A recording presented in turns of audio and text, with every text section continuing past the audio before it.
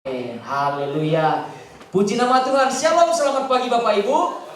Apa kabarnya pagi hari ini? Siapa yang percaya bahwa Allah kita dahsyat? Wow. Puji nama Tuhan. Pagi hari ini kita akan sama-sama belajar tentang kebenaran firman Tuhan. Mari kita lihat langsung saja Alkitab kita masing-masing. Filipi pasal 2 ayat 25 sampai ayat 30. Surat Filipi pasal 2 ayat 25 sampai 30. Nanti kita akan baca bergantian Bapak Ibu. Saya akan mulai ayat 25 bergantian sampai selesai sampai 30. Ayat 25 demikian firman Tuhan. Sementara itu kuanggap perlu mengirimkan Epafroditus kepadamu, yaitu saudaraku dan teman sekerja serta teman seperjuanganku yang kamu utus untuk melayani aku dalam keperluanku. 26 Bapak Ibu.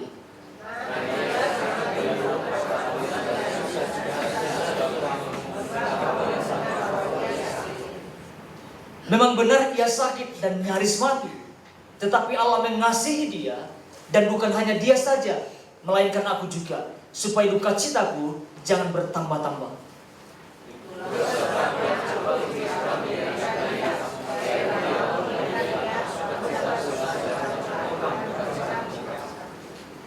Jadi sambutlah dia dalam Tuhan dengan segala sukacita, dan hormatilah orang-orang seperti itu. 30.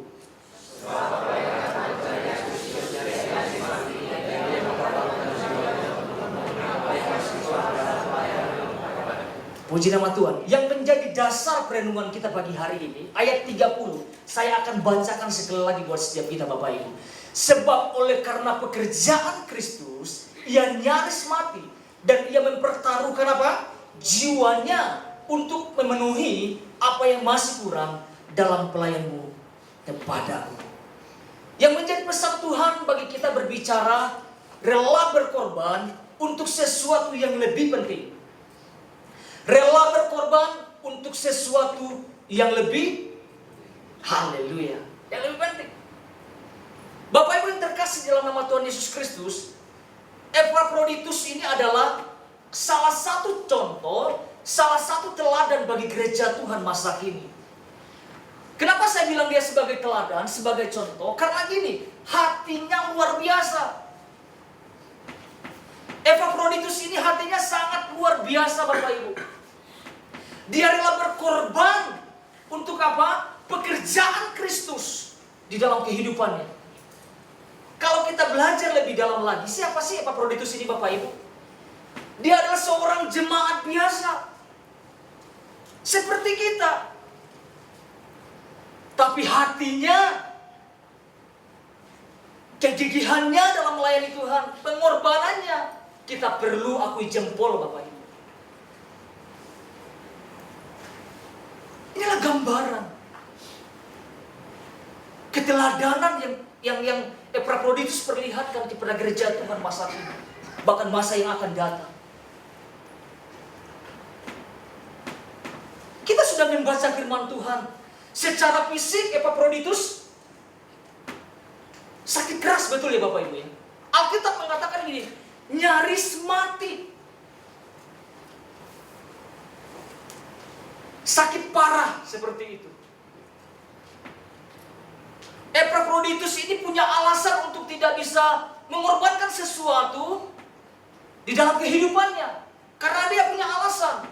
Saya tak bisa pelayanan, saya tak bisa berkorban bagi Kristus karena fisik saya sakit.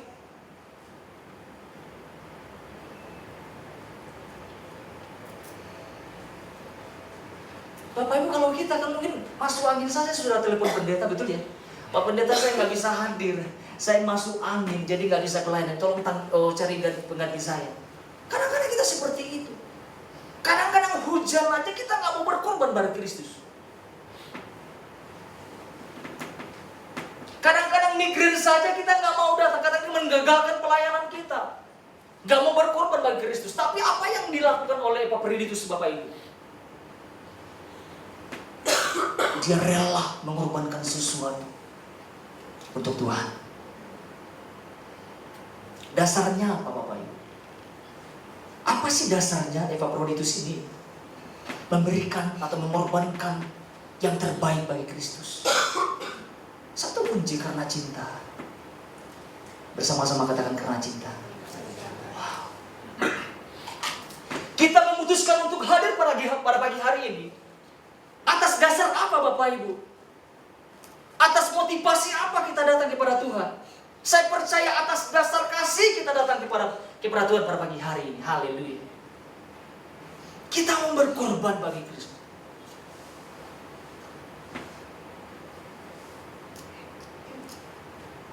Fisik boleh lemah Bapak Ibu, fisik boleh sakit, tapi hati luar biasa, penuh dengan pengorbanan.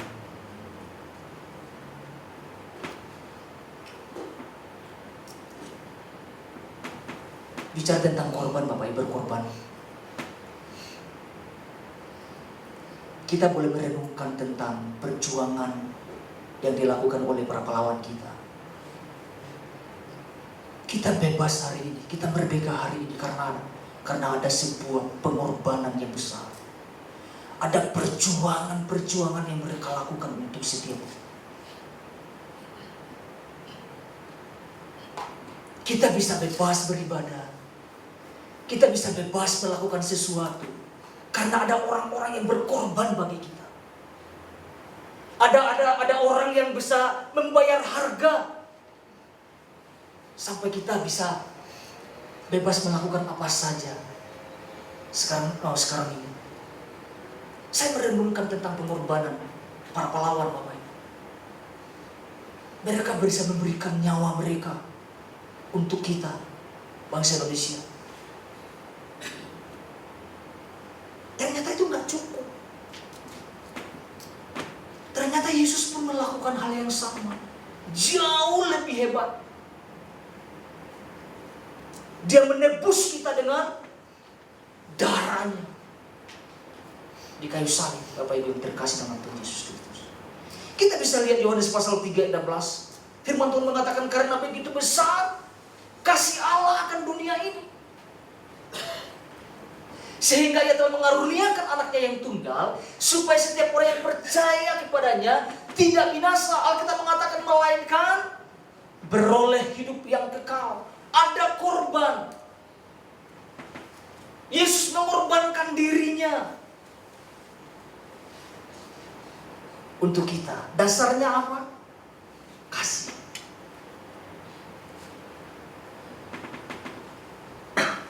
Tidak ada kasih tanpa pengorbanan Bapak.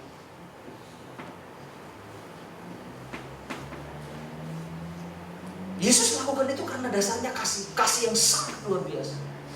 Kasih agape. Tanpa pamrih. Tanpa minta timbal balik Bapak Ibu. Jadi melakukan segala sesuatunya dengan sepenuh hati. Tanpa mengharapkan imbalan.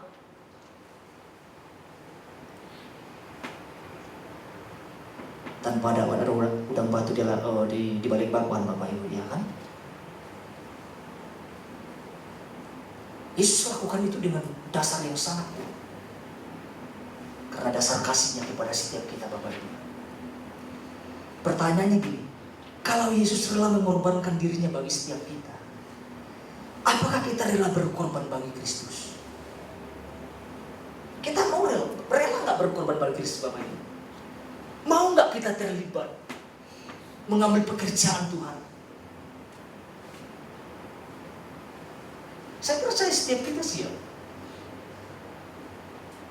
Tapi kadang-kadang keinginan yang kurang, kerinduannya kurang. Mau nggak melayani? Orang tanya, mau Pak, saya mau rela. Tapi ketika diutus, ketika dipercaya, oh nanti dulu, ngurus anak dulu Pak, pekerjaan dulu Pak, hobi dulu Pak, kesenangan pribadi dulu Pak. Melayani sih mau, tapi pelaksanaannya kadang-kadang kita ada banyak alasan yang muncul.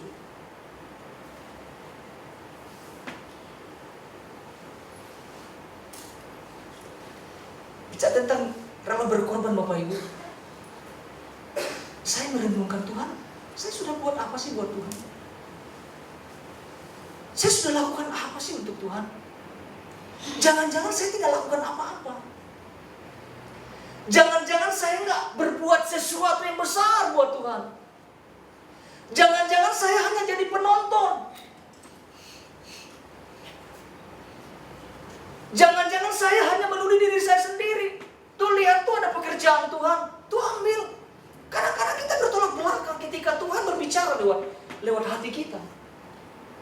Kita nggak mau responi. Saya nggak lagi marah-marahin Bapak Ibu ya. Saya lagi mengutarakan. Ya kan, kadang-kadang seperti itu. Saya ingat sekali ketika saya wisuda pemutusan Bapak Ibu. Saya nangis di situ.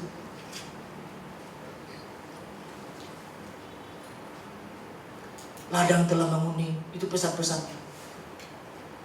Tuayan banyak, tapi bekerja sedikit. Ketika kami ditumpang tangan, waduh, saya merasakan kayak ada beban di dalam kehidupan saya. Tuhan, saya siap kapan saja untuk melayani Tuhan. Memberikan hidup saya sepenuhnya untuk Tuhan. Kita belajar bersama-sama Bapak Ibu. Pada pagi hari ini ada beberapa hal yang perlu kita pelajari berkaitan pesan Tuhan minggu ini Bapak Ibu. Rela berkorban untuk sesuatu yang lebih penting. Yang pertama, mari kita lihat. Yang pertama adalah rela berkorban untuk kepentingan orang lain Bapak Ibu. Mari kita lihat Kisah Para Rasul pasal 2 ayat 41 sampai 47. Tetapi saya akan bacakan hanya 44 sampai 45 saja Bapak Ibu. Kita akan belajar dari kehidupan jemaat mula-mula. Ini dahsyat banget Bapak Ibu. Firman Tuhan mengatakan, dan semua orang yang telah menjadi percaya telah bersatu dan segala kepunyaan mereka adalah apa Bapak Ibu? Kepunyaan bersama. 45. Dan selalu ada dari mereka yang menjual harta miliknya, lalu membagi-bagikannya kepada semua orang sesuai dengan keperluan masing-masing. Bapak Ibu boleh baca dari ayat 41 sampai 47. Kita akan melihat dan merenungkan apa yang mereka lakukan jemaat mula-mula ini Bapak Ibu.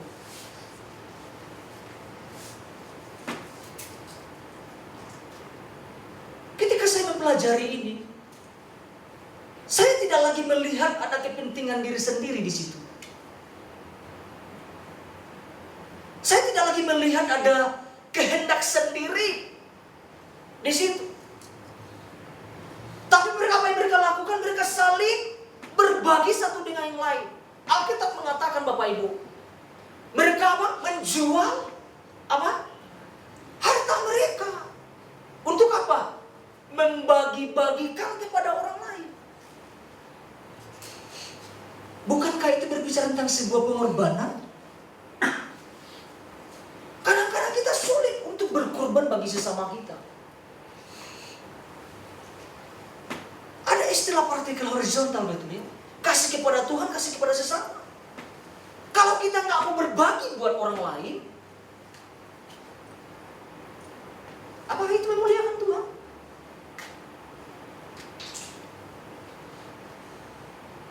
Kita harus lebih peka ketika mempelajari firman Tuhan ini. Ini dahsyat banget Bapak Ibu. Ini nggak pernah terjadi mungkin. Praduga saya seperti itu Bapak Ibu.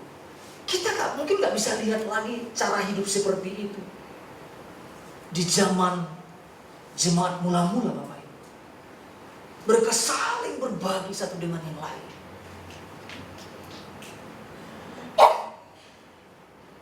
Milik saya menjadi milik mereka juga. Tapi jangan juga Bapak Ibu, istri menjadi istri bersama, itu sama. Sesuatu yang khusus. Sesuatu yang berbicara tentang kebersamaan. Berbicara tentang satu tubuh Kristus. Saling melengkapi satu dengan lain. Artinya waktu berkumpul bersama-sama, melihat mungkin kita bisa bantu, berkorban bagi orang lain. Itu mungkin lebih dahsyat, karena itu memuliakan nama Tuhan. Daripada kita egois Bapak Ibu. Oh, paling susah.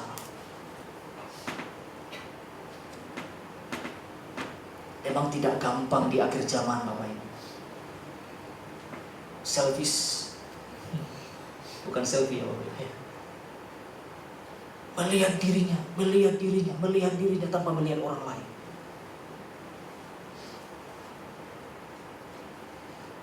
Kita sulit kadang-kadang berkorban. Tetapi firman Tuhan mengajarkan setiap kita berkorban bagi orang lain. Dasar kita cuma satu, karena mengasihi Tuhan. Katakan amin. Dasarnya karena kita mengasihi Tuhan. Ada 3 poin yang saya mau bagikan dalam poin 1 di Bapak Ibu, dalam kehidupan jemaat mula-mula. Yang pertama gini, yang A. Hati dan pikiran mereka diubahkan oleh Tuhan. Dan ketika hati dan pikiran mereka diubahkan oleh Tuhan, makanya mereka berani melakukan sesuatu yang hebat. Saling memperhatikan satu dengan yang lain. Saling berkorban satu dengan yang lain Bapak Ibu. Mengapa mereka bisa melakukan hal itu? Karena gini, pikiran hati mereka sudah diubahkan oleh kebenaran firman Tuhan. Bukan hanya kumpul makan-makan loh Bapak Ibu. Mereka itu bersehati, ya kan? Mereka itu memuji, mereka membaca firman Tuhan. Itu dahsyat banget. Itu 1A. 1B, mereka saling melayani satu dengan yang lain. Artinya melepaskan kepentingan sendiri, kepentingan pribadi, demi kepentingan kebersamaan tubuh Kristus. Tidak egois Bapak Ibu.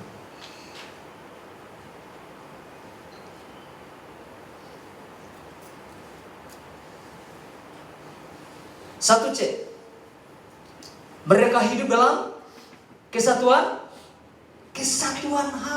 hati, saling berbagi. Ini loh yang dilakukan oleh jemaat mula-mula loh Bapak Ibu.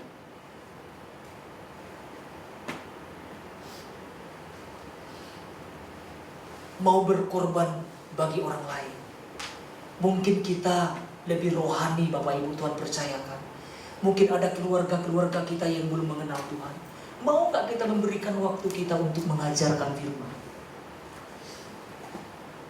Mau gak memberikan hidup kita untuk memimpin, untuk membina orang-orang untuk mengenal Tuhan?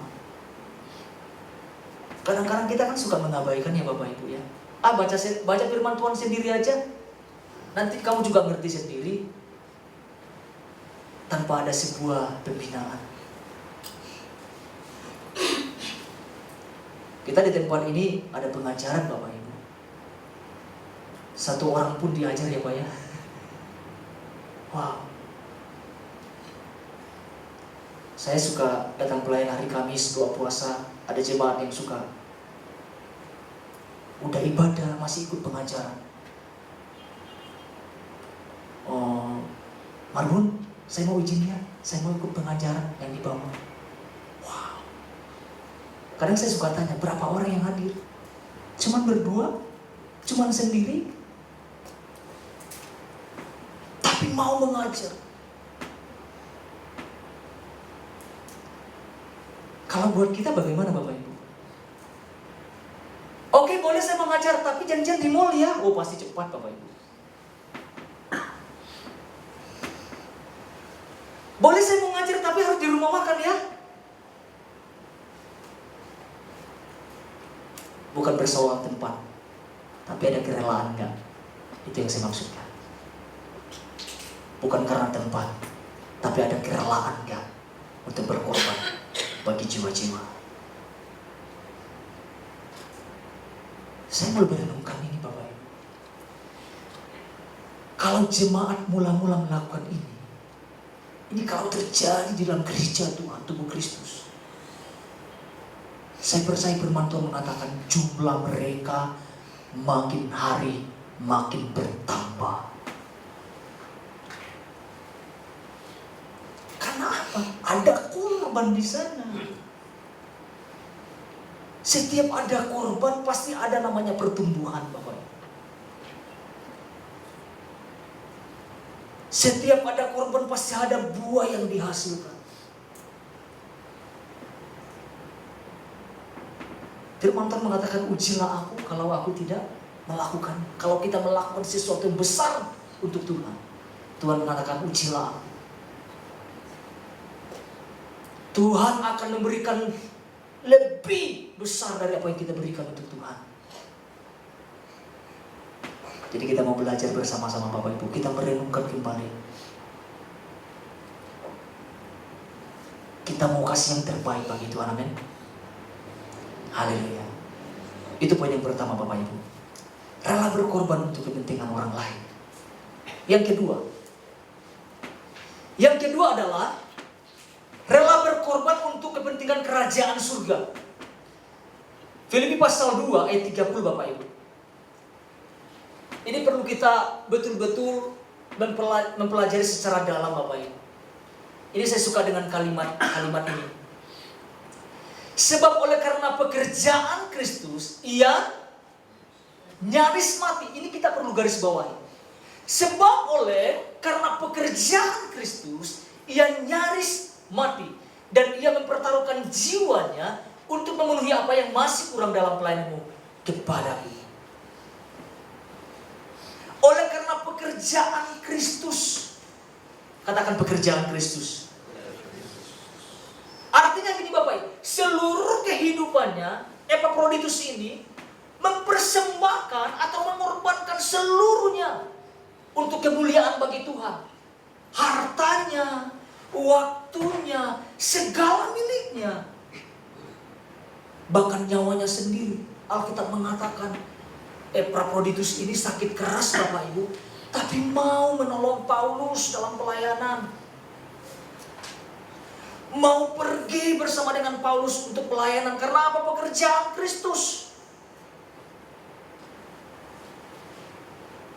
Ketika Epaphroditus memikirkan gini, apa yang saya lakukan itu adalah karena gini. Karena pekerjaan Kristus itulah saya lakukan itu.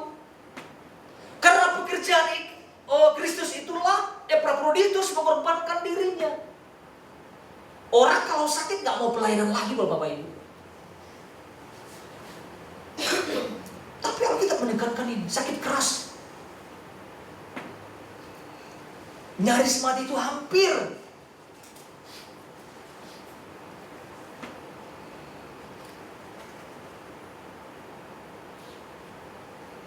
Tapi dia lakukan untuk kemuliaan Tuhan.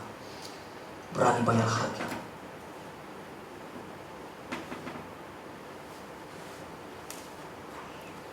Saya mengatakan itu pelayanan misi Bapak Ibu. Ketika Epaphroditus ini mengerti tentang kehendak Tuhan, panggilan Tuhan dalam kehidupannya, dia nggak segan-segan lagi. Mungkin bukan hanya Epaphroditus Bapak Ibu. Kalau kita lihat pasal 4, ternyata jemaat Filipi juga loyal dengan Tuhan.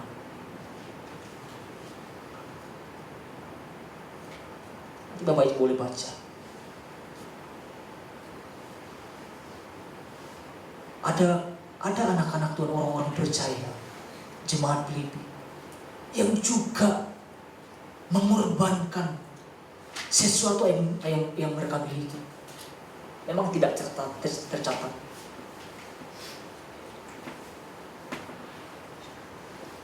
Tapi yang teruji ada Timotius sama Epaphroditus. Terang-terangan Paulus nyatakan itu. Berani mengorbankan sesuatu, bahkan nyawanya sendiri. Wah, ini keren banget. Coba mari kita lihat Filipi pasal 1 ayat 12-13. Ini juga dilakukan oleh Paulus Bapak Ibu. Ini dahsyat banget.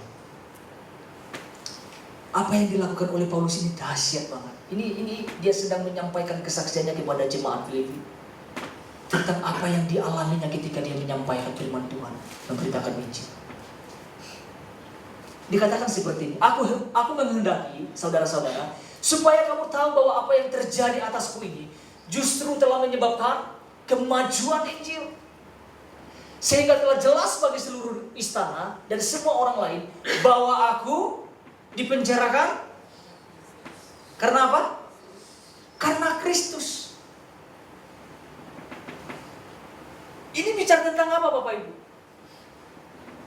Ini bicara tentang pengorbanan seorang hamba Tuhan yang dipakai Tuhan secara dahsyat Bapak Ibu yang terkasih dalam Tuhan Yesus Kristus. Dia lupa bahwa gini, dia punya hak untuk hidup. Tetapi firman Tuhan mengatakan apa?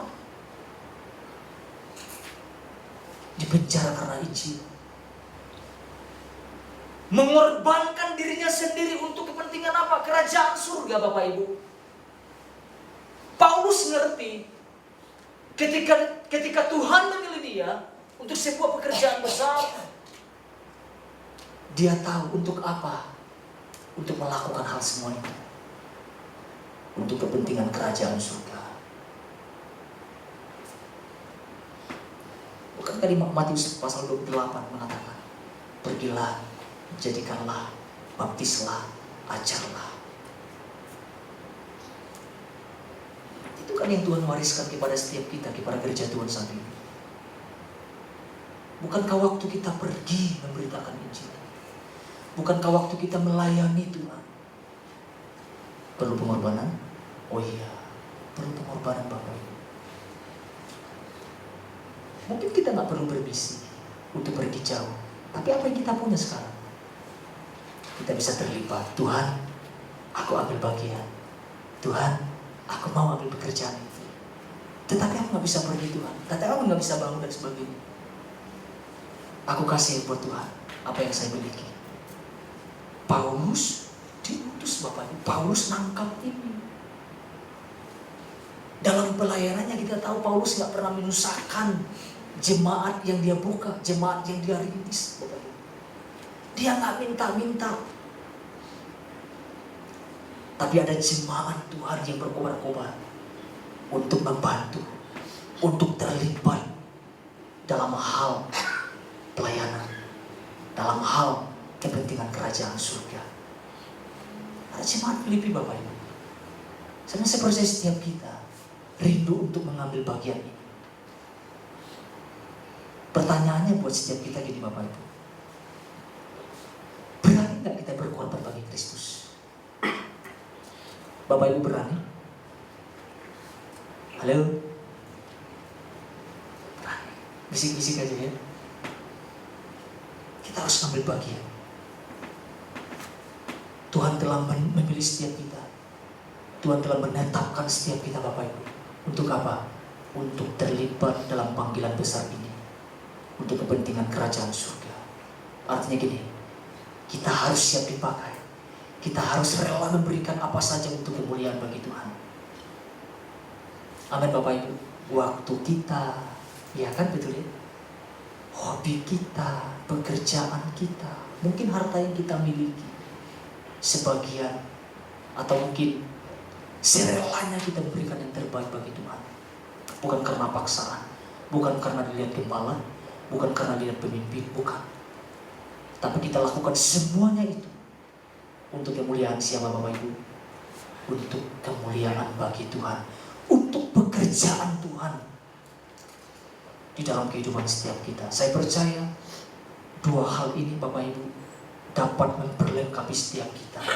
Ingat, yang pertama, rela berkorban untuk kepentingan orang lain. Kita mau berbagi, ya kan? Kita tidak boleh hidup egois Bapak Ibu. Yang kedua, rela berkorban untuk kepentingan kerajaan surga. Epaphroditus membuktikan hal ini Bapak Ibu. Dia rela untuk berkorban demi kepentingan kerajaan surga. Tuhan Yesus memberkati kita semuanya.